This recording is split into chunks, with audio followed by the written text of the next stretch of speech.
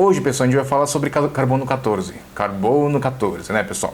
Já viu o documentário, já viu a reportagem, o pessoal fala, carbono 14.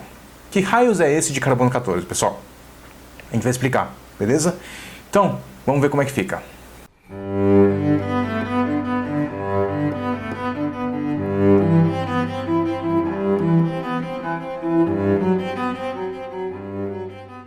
O Taif, né, tem uma aula aí que explica para vocês o que é o elemento químico, né? É uma aula muito boa de elementos químicos, tá? Eu vou deixar o link aqui, dá uma clicada, mas o que define o elemento químico, segundo o Taif, né, ele falou que é o número de prótons, beleza? Só que, pessoal, embora o elemento químico seja o número de prótons, esse elemento ele pode ser estável ou instável, pessoal, tudo bem? Ele pode ter o núcleo, beleza? Estável ou instável, né? E qual que é a diferença, pessoal? Bom, nem sempre o núcleo ele é estável, pessoal, né? No núcleo a gente pode ter algumas situações, beleza? Eu vou contar uma situação que acontece na atmosfera que torna um elemento, no caso o nitrogênio, instável, beleza? E aí a gente tem um negócio chamado radioatividade, beleza? Porque afinal a aula é sobre o carbono 14 e sobre o decaimento radioativo, beleza? Então o que acontece, pessoal? Na atmosfera, né, a gente tem alguns elementos na atmosfera, beleza? E aí a gente vai se focar em dois elementos, tudo bem? O nitrogênio, tudo bem? O carbono 12 e o carbono 14, beleza? Bom, qual que é a relação entre esses três, pessoal? Embora o nitrogênio seja na forma gasosa, na forma N2, o carbono também está na forma de gás carbônico, CO2, o que acontece, pessoal? Eu vou pegar o elemento que está ali, ó, né? No gás, o elemento nitrogênio, tudo bem? Então, elemento nitrogênio, pessoal, a gente sabe que a massa atômica do nitrogênio é 14. Por quê, pessoal? Porque ele tem 7 prótons e 7 nêutrons, beleza? Então, o que acontece? O elemento químico nitrogênio, ele é nitrogênio, por quê? Porque ele tem 7 prótons, beleza? Aí o que acontece, galera? Tá o nitrogênio lá flutuando, tudo bem, na atmosfera.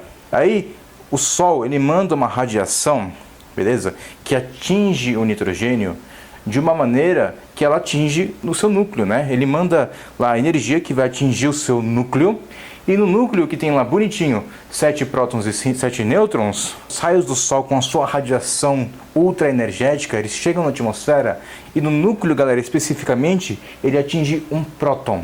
E o próton, pessoal, sabe, né? Tem carga positiva, beleza? E o nêutron tem carga neutra, né? Ele atinge um próton e faz o que com um próton? Ele transforma em nêutron. Literalmente assim. Porque próton e nêutron, a diferença entre eles é a carga, certo? E essa carga pode ficar mudando entre os dois, beleza? E uma radiação do Sol ele tem o poder de pegar um próton, beleza? E transformar numa carga neutra. E aí o que está acontecendo aqui, pessoal? Quantos prótons a gente tem agora? A gente tem 1, 2, 3, 4, 5, 6 prótons, né? Então ele deixou de ser nitrogênio, pessoal, né? Ele passou a ser carbono, tudo bem? Mas o carbono, pessoal, ele tem 6 nêutrons. E aqui eu estou contando 8 nêutrons, né? Como assim, professor? O carbono 14, pessoal, ele é um isótopo. Como assim um isótopo? Ele é um isótopo porque tem isoprótons. Ele tem a mesma quantidade de prótons. Então ele tem 6 prótons. Do carbono 12, né? O carbono 12, ele tem 6 prótons, beleza? Só que ele vai ter 8 nêutrons, beleza? 8 nêutrons. Então, o carbono 14, ele não é um carbono 12. Por quê? Porque ele é 14, né? Porque a massa atômica dele é 14U. Tudo bem?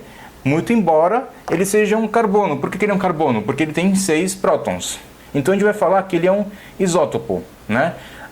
Professor, mas é várzea assim? Eu consigo pegar nitrogênio e transformar em carbono, assim, tranquilamente? Não.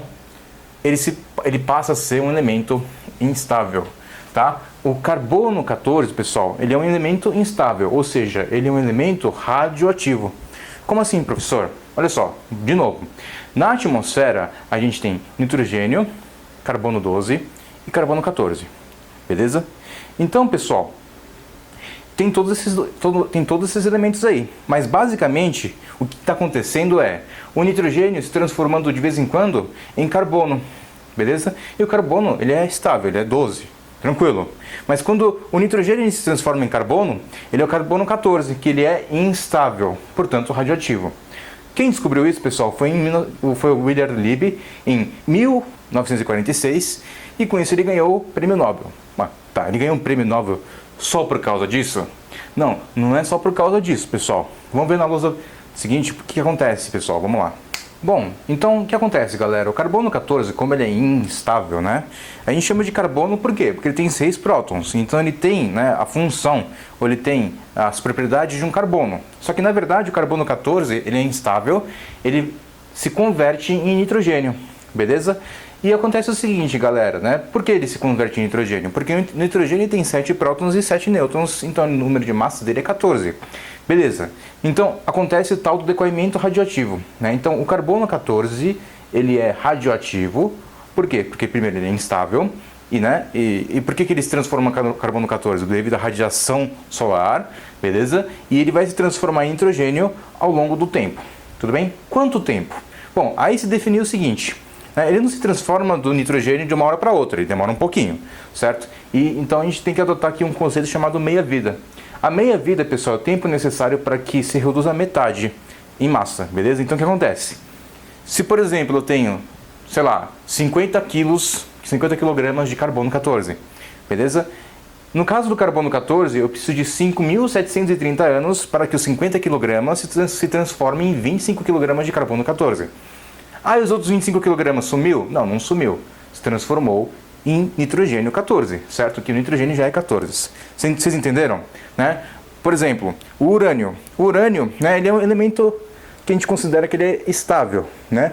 Embora ele seja estável, né, ele tem uma instabilidade porque no núcleo dele tem, né, muitos prótons e muitos nêutrons. 238. A meia-vida dele é de aproximadamente 4,5 bilhões de anos. Tudo bem? Então, todo elemento radioativo, né, ele é instável, beleza? O urânio ele é instável, tudo bem? Embora ele seja estável, porque 4,5 bilhões de anos é muito, beleza? Mas todo elemento radioativo, ele tem a sua meia-vida, que é o tempo necessário para que sua massa de radioatividade, né, se reduza à metade, beleza? Então o que acontece, pessoal? Na atmosfera, né, além do carbono 12 e do 14, existe o 13 também. Existem esses 3 carbonos na atmosfera, beleza?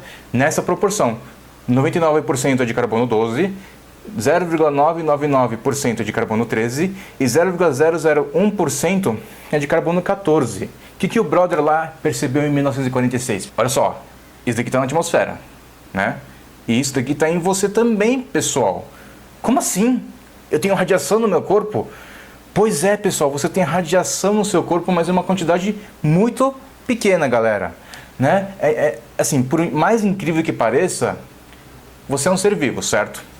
Você é um ser vivo e você é um resultado da fotossíntese também.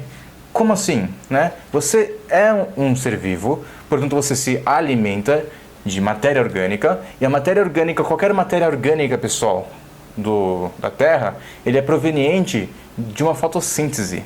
E a fotossíntese, né? Vocês lembram que na fotossíntese eles pegam o que mesmo? Eles pegam CO2, certo? Eles pegam o CO2 da atmosfera, as plantas, né, pegam o CO2 da atmosfera e transformam em glicose, certo?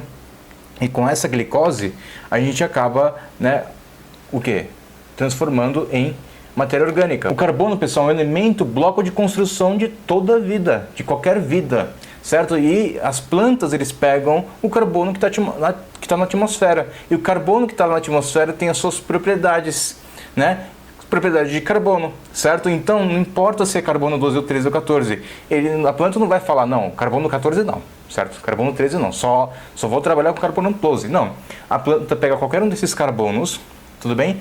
E ela joga em você, né? Você acaba comendo alguma coisa que veio de alguma planta e acabou, certo? Então, essa proporção do carbono 12, 13, 14 também está em você, certo? E foi isso que o brother, em 1946, percebeu. Ora, se qualquer ser vivo tem uma porcentagem de carbono 14, e essa porcentagem de carbono 14 ele demora 5.730 anos para se reduzir à metade, então, se pá, eu consigo, né? Se eu pegar, por exemplo, um troço que já foi vivo e contar o carbono 14 dele, e, por exemplo, eu ver que ele tem metade dessa porcentagem de carbono nele, então significa que ele é o que, pessoal? Eu consigo saber o que? A idade. Isso, pessoal, rendeu um prêmio Nobel para ele, sabia? Não é impressionante isso? Né? Não é um conceito até que simples, entre aspas, né? Claro que não, né? Ele estudou, isso foi fruto de muito estudo, certo? O cara se esforçou muito, mas a conclusão, né? A conclusão lógica que ele chegou. Se um ser vivo tem carbono 14 numa certa proporção, e essa proporção ele é igual na atmosfera, né? E essa proporção na atmosfera também é constante, tudo bem? Então, enquanto ele estiver vivo, enquanto um ser vivo está vivo, isso daqui ele se mantém, porque um ser vivo ele se renova constantemente, certo? O seu corpo está renovando os seus elementos constantemente. Então, o que acontece? Se eu souber determinar, se eu souber quantificar o carbono 14, eu também consigo saber a idade dele. Não é incrível? Então, vamos ver um exemplo aqui? Então, pessoal, um exemplo aqui, tudo bem? Imagina um ser vivo de 100 kg, beleza? Bom, como é que eu vou imaginar um ser vivo de 100 kg?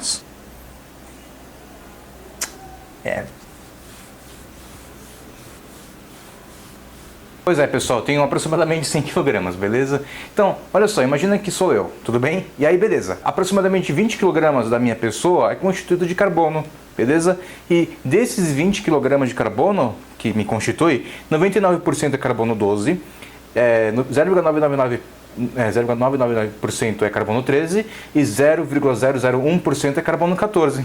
Então, galera, significa que 0,001% de 20 kg, né, é 0,001 vezes 20 vezes 10 a terceira gramas sobre 100. Então, isso fatiou, passou com isso. Então, 20 sobre 100 é 0,2 gramas de carbono 14, pessoal. Então, 0,2 gramas de mim é carbono 14, tá certo? Então, o que acontece? 200 miligramas, mais ou menos, da minha pessoa é de carbono 14, beleza? E aí, vamos supor que eu virei fóssil, beleza? Eu fui enterrado ali no caixão, beleza? Aí eu tava lá, tudo bem? Aí alguém me encontrou e contou a quantidade de carbono 14 que tinha em mim, beleza? E encontrou aí 12,5 miligramas de carbono 14. A pergunta é, quantos anos... Ou seja, depois de quantos anos que eu existi, ou seja, eu morri, certo? Aí tudo que está em mim se transformou em fóssil.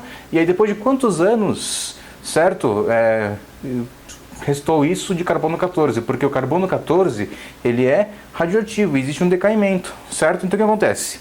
Era 200, certo? Era 200, né? E depois de uns 5.000 anos, né? Vamos aproximar para 5.000 anos. Tudo bem? É 5.730 anos, mas vamos aproximar para 5.000 anos, beleza? Então, eu tenho 200 miligramas hoje, tudo bem? Então, beleza, essa taxa mantida constante ao longo da minha vida que eu estou vivo, certo? Eu estou vivo, se eu manter esse peso, essa quantidade de carbono 14 vai ser constante, beleza? Né? Eu espero não aumentar muito esse valor aqui, mas beleza, aí beleza, né? Então, 5.000 anos depois de eu ter morrido, 200 miligramas se transforma em 100 miligramas, pessoal. Aí, passam-se mais 5.000 anos, 100 miligramas se transforma em 50 miligramas. Aí, passam-se mais 5.000 anos, 50 miligramas se transforma em 25 miligramas, pessoal. Aí, passa mais 5.000 anos, 25 miligramas se transforma em 12,5 miligramas. Então, 5.000, 10.000, 15.000, 20.000 anos. Tudo bem? Então, se daqui a 20.000 anos, né, alguém encontrar meus restos mortais, então o que acontece? Eu vou ter exatamente 12,5 miligramas de carbono 14. Isso não é interessante? Né? Então, a partir desse dado, eu consigo calcular, né, a idade de um fóssil. Né? Se eu tiver um fóssil de um mamute ou fóssil de uma preguiça gigante, né?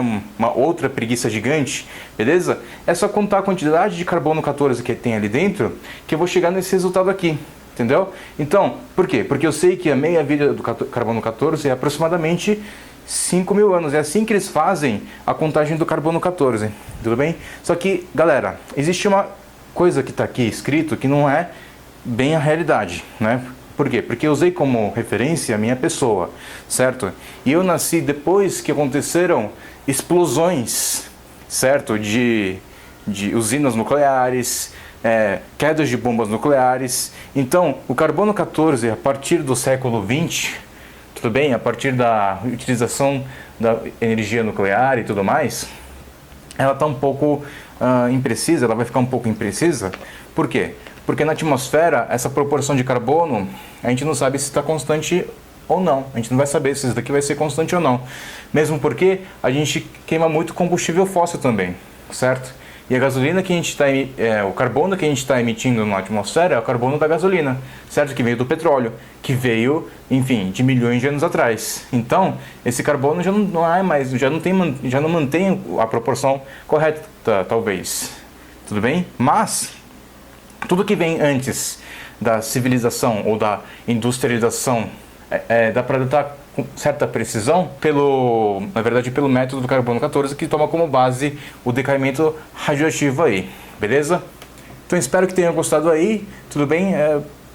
Talvez a gente vá fazer alguns outros exercícios de decaimento radioativo em meia vida, mas era isso que eu queria falar hoje do carbono 14 mesmo, beleza? Então espero que tenham gostado, curtam aí o nosso canal, beleza? Curtam o canal Dicas a Mais também e acessem o nosso site, né, arquivest.com.br, para ter aulas particulares comigo e com o Taif também, beleza?